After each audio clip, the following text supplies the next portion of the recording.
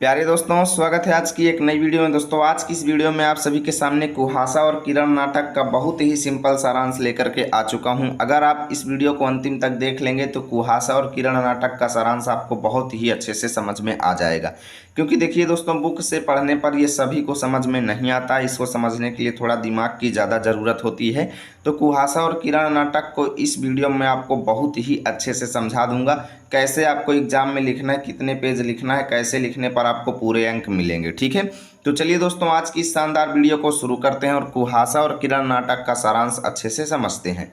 तो ऐसे ही आपको हाईलाइटेड हेडिंग डालना है, लेकिन हेडिंग आपको काले पेन से डालना है। ये लाल स्केच का उपयोग बिल्कुल भी नहीं करेंगे। ठीक है, उसके बाद आपको लिखना है दोस्तों, विष्णु प्रभाकर द्वारा रचित नाटक कुहासा और किरण में। तो कुहासा और किरण किसके द्वारा रचित है? विष्णु प्रभाकर द्वारा रचित नाटक कुहासा और किरण में स्वतंत्र भारत के राजनीतिक सामाजिक जीवन से जुड़ी समस्याओं को प्रस्तुत किया गया है।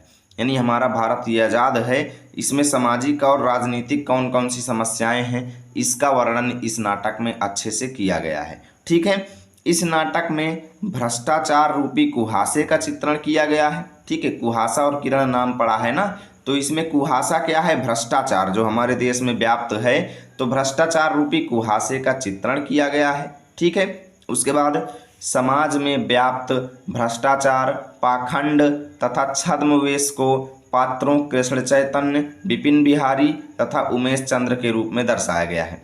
यानी कि हमारे समाज में जो भ्रष्टाचार व्याप्त है उसको कृष्ण चैतन्य के द्वारा, और जो पाखंड व्याप्त है उसको विपिन बिहारी के द्वारा, और जो छद्मवेश व्याप्त है उसको उमेश चंद्र के रूप में दर्शाया गया है। ये तीन ऐसे पात्र हैं, जो एक भ्रष्टाचारी है, एक पाखंडी है और एक छद्मवेशी है। ठीक है, तो इसको लिखेंगे, समाज में व्याप्त भ्रष्टाचार, पाखंड तथा छद्मवेश को पात्रों कृष्ण चैतन्य, विपिन बिहारी तथा उमेश चंद्र के रूप में दर्शाया गया है। उसके बाद लिखेंगे, नाटक की कथा वस्तु कृष्ण चैतन्य नामक स्वतंत्रता सेनानी एवं समाज सेवी की सामाजिक प्रतिष्ठा का चित्रण करते हुए शुरू होता है।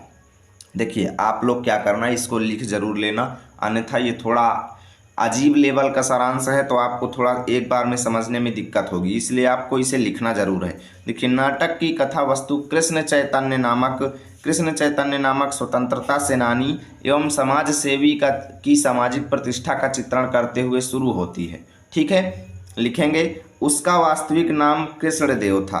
कृष्ण चैतन्य का वास्तविक नाम क्या था? कृष्णदेव था। ठीक है, आगे लिखेंगे, वह मुल्तान में हुए सन 1942 ईस्वी के आंदोलन में, जो 1942 में मुल्तान में आंदोलन हुआ था, उस आंदोलन में स्वतंत्रता सेनानियों के विरुद्ध वह मुखबिरी करता था। क्या करता था? मुखबिरी करता था हमारे स्वतंत्रता सेनानियों के विरुद्ध।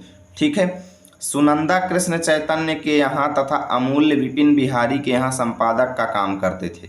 सुनंदा जो थी वो कृष्ण चैतन्य के यहाँ काम करता था या करती थी, और अमूल्य जो थे वो विपिन बिहारी के यहाँ संपादक का काम करते थे। ठीक है, अब आगे देखिए, लिखेंगे, अमूल्य एक सच्चे स्वतंत्रता सेनानी का पुत्र था। अमूल्य जो था वो एक सच्चे स्वतंत्रता सेनानी का पुत्र था, और कृष्ण चैतन्य की पत्नी गायत्री अपने पति के कपटी आचरण से विरक्त होकर अपने भाई के पास चली गई थी। यानी कृष्ण चैतन्य की पत्नी कहाँ चली गई थी? अपने मायके चली गई थी, अपने भाई के पास चली गई थी, क्योंकि कृष्ण चैतन्य थोड़ा कपटी स्वभाव का व्यक्ति था। आगे लिखेंगे, अमूल्य विपिन बिहारी को बताता है, अमूल्य जो है विपिन बिहारी को बताता है कि कृष्णदेव नामक विश्वासघाती मुखबिर की वजह से मालती के पति डॉक्टर चंद्रशेखर तथा उसके पिता को जेल की सजा भुगतनी पड़ी थी। क्या बताता है? देखिएगा, अमूल्य जो है वो विपिन बिहारी को बताता है, क्योंकि अमूल्य क्या है? एक संपादक है, तो विपिन बिहारी को बताता है कि कृष्णदेव नामक विश्वासघाती जो है, जो आज बना हुआ है, क्या कृष्ण चैतन्य बना हुआ है, वो जो विश्वासघाती है वो मुखबिर की वजह से, उसी की वजह से मालती के पति डॉक्टर चंद्रशेखर तथा उसके पिता को जेल की सजा भुगतनी पड़ी थी। अमूल्य के पिता और मालती के पति चंद्रशेखर दोनों को जेल की सजा भुगतनी पड़ी थी। किसकी वजह से? कृष्णदेव नामक विश्वासघाती की वजह से। आगे लिखेंगे, सुनंदा विपिन बिहारी के पास आकर कृष्ण चैतन्य की सच्चाई को प्रकाशित करना चाहती है, क्योंकि सुनंदा भी प्रकाशक थी। ठीक है, कि वास्तव में मुखबिर कृष्णदेव ही आज कृष्ण चैतन्य बने हुए हैं। जो कृष्णदेव थे वही आज अपना नाम बदल के कृष्ण चैतन्य बने हुए हैं। परंतु विपिन बिहारी कृष्ण चैतन्य के विरुद्ध कुछ भी लिखने में असहमत हैं, कोई भी चीज़ वो लिखते नहीं हैं। युवक अमूल्य कृष्ण चैतन्य के रहस्य को सबके सामने खोल देता है। अमूल्य जो कि एक संपादक था, वो सबके सामने पोल खोल देता है, जिससे कृष्ण चैतन्य अमूल को चोरी का झूठा इल्ज़ाम लगा करके फंसा देते हैं। कृष्ण चैतन्य जो हैं अमूल्य को ही उल्टा चोरी का झूठा इल्ज़ाम लगा देते हैं और फंसा देते हैं, जिससे पुलिस अमूल्य को गिरफ्तार कर लेती है। यह खबर सुनकर गायत्री कार ट्रक दुर्घटना के बहाने अपनी आत्महत्या कर लेती है। गायत्री कौन है? कृष्ण चैतन्य की पत्नी। वो कार ट्रक दुर्घटना के बहाने अपनी आत्महत्या कर लेती है, जिसकी खबर सुनकर के कृष्ण चैतन्य बहुत दुखी हो जाता है और अपने आप को नीच समझने लगता है। बहुत पश्चाताप करता है कि मेरी वजह से बताओ क्या क्या हो गया है ना। बहुत पश्चाताप करने लगता है। तभी सीआईडी के अधिकारी आते हैं, जिनका नाम क्या है? टमटा।